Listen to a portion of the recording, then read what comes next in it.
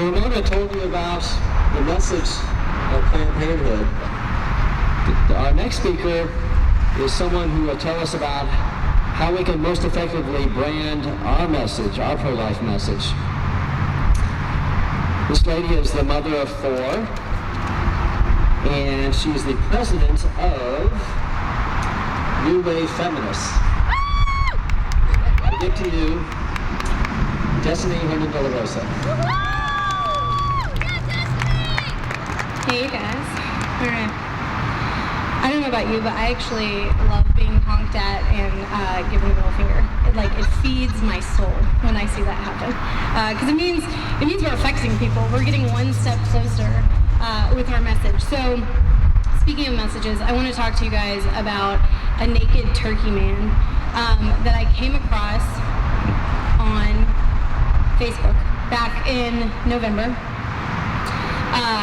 It was a picture of him out front of, I guess it was like some turkey shop that was a farm to market place, and they felt like they were abusing these turkeys, and so he stripped down, was naked, was oiled up, there was bronzer, I think, involved.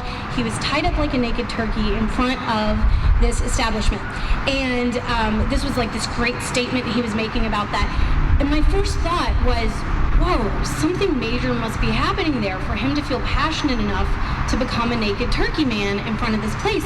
But my second thought, which was almost like immediately following that, was I don't want to know what made him do that, because I don't want to have to be a naked turkey person. I don't want to join him in his crazy, So I actually scrolled past it. I didn't even read about the horrors of the turkey industry. All that to say, perception matters, especially with this generation that Snapchats and Instagrams and Facebooks every moment of their lives. We care a lot about what people think about us and how we're perceived. So what you have happen is you have a lot of people who refuse to be pro-life. Because the second that you say you're pro-life, there's connotations that go along with that. If you walk up to the average Joe, and this is I want to tell you all how important marketing is. You walk up to the average Joe on the street and you say, tell me about Planned Parenthood. What does Planned Parenthood do? The largest abortion provider in America, when you ask the average Joe, they say they give health care to low-income women. They have managed to brand themselves as a healthcare provider, as this compassionate, chain that looks out for women in need. Now, if you walk up to the average Jane on the street and you say, let's play a word association game. Tell me, what do you think about the pro-life movement? When I say pro-life movement, what does that make you think of? They're going to say, I don't know, like clinic bombings and shooting doctors and bloody fetus signs and calling women murderers. And y'all might not believe me, but seriously, go ask somebody who's not affiliated with our movement. And the media has done a really good job of branding us as totally insane. Whether it's like an episode of Law & Order SVU where you have the crazy angry protesters calling women whores and throwing stuff at them. Even in Juneau, remember? The one pro-life person was a little bit nutso. They've done a really good job of making us seem crazy. So here we have a place that does 3% of their business is abortion. 3% is 897 human lives taken every single day.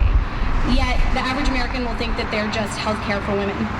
Now, the awesome thing about 40 Days for Life is you guys are changing that perception of crazy pro-life, right? You're standing out here, you're peaceful, you're prayerful, you're offering resources. And we have new media on our side. This is a message that we can easily share. We no longer are at the will of the Dallas Morning News or any other publication that wants to come out to the March for Life. The girl and I who run New Wave Feminists together, we joke every single year at the March for Life in Dallas. We try to decide who's going to be on the cover of the Dallas Morning News the following day. So what that looks like is basically we try to find the craziest person in the audience.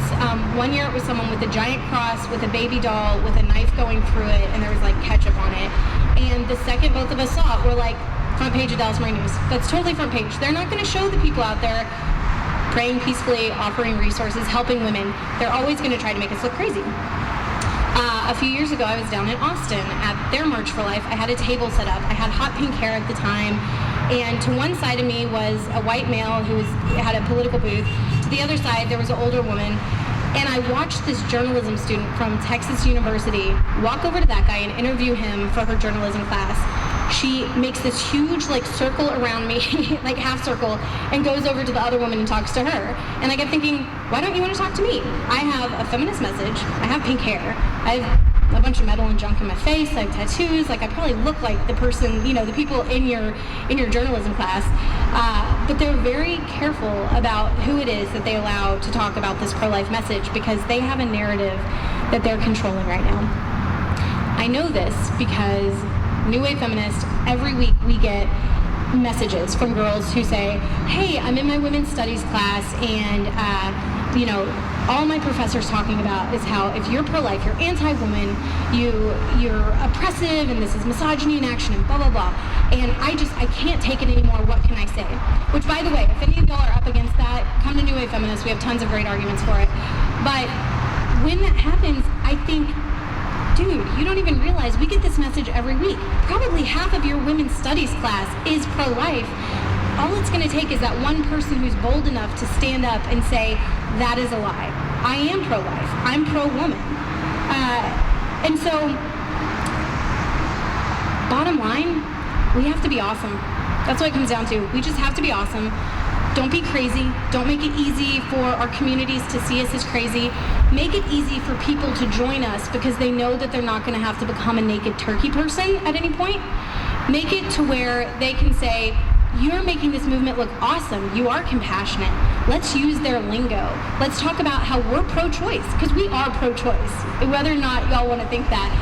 We're anti-abortion, but once you have put abortion to the side, there are so many other choices for women to make. Do I want to place my baby for adoption? Open adoption, closed adoption? Do I want to parent? Do I want to do a natural home birth? Do I want to do birth in a hospital? I mean, we have all of these choices in front of us, yet they've somehow made us anti-choice, which is totally bogus. All right, and then I'm going to leave you with this last story about kind of branding and how important and vital it is. We went to DC a few weeks ago for the March for Life out there with some of my lovely friends here. They were there as well. And it was amazing to see what happened. We accidentally hijacked the March for Life. So the March for Life is supposed to start with the big March for Life banner. And I saw these cops go by and they barricade the street. And what we do is we always kind of jump in behind the banner. Well, I see the cop go by and I walked out to the street to see how far they were going. And all of a sudden, Students for Life, which was on the other side of the street, they were like, oh, I guess we're starting. So before we know it, all of us start pre-marching to the March for Life, we started before the banner, which is totally accidental, but I look back and it was so perfect the way that it happened. So we end up being the first ones, all of us with signs that said, I am a pro-life feminist. We end up being the first ones, along with Students for Life, so a bunch of young people who are up against the protesters that wait every year at the Supreme Court. Now, these protesters, their names Stop Patriarchy, and I adore them. They make it so easy for us, y'all. So they wear these white pants with blood dripping down from the crotch like fake blood, and they scream, and they're, truth pants, and they scream, and they're just so aggressive and so angry, and strange voices as they're yelling, and they have their big signs that say abortion on demand without apology, and they're just it's vitriolic, they're growling as you walk up. You can't shout over them. That's not going to happen. They want to shut down our message. But what we found you could do, and this is completely by accident, is you can stand in front of them and you can smile. And you can hang out with your friends and you can whip a nay-nay and just whatever, just be happy.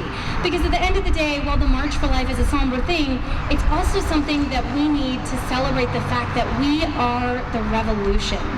We are going to make abortion unthinkable. This is a celebration. This is something to be celebrated, that we are right on the cusp of revolution. So as we're standing out there, they're growling at us being insane. We're just smiling. We looked back at the pictures later, and it was all of us were just so happy and so full of joy because we have truth on our side. We have science on our side. We have the arguments to win this. We don't want to snatch victory from the jaws of defeat. I think that's a lot of times the pro-life movement, unfortunately, sabotages itself. At the end of the day, when you look at this clear contrast between those women who are hurting, I guarantee you 100% of them were post-abortive. They actually were chanting at one point, I love my abortion. When you look at them, you look at the anger, we almost don't even need to be there. It's so obvious how hurt these women are and how desperately they need the message of pro-life, and especially pro-life feminism. And so when you look at the contrast between hurting women and happy women, it's so obvious to see the side that has truth and life on it. That alone will rebrand our message. And a big part of our message has to be that the women who are walking into this clinic are hurting. They're broken.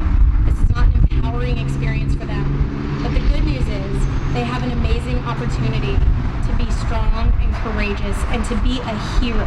They get to be the hero of their story and save their child. And that's something that we need to be celebrating. All right?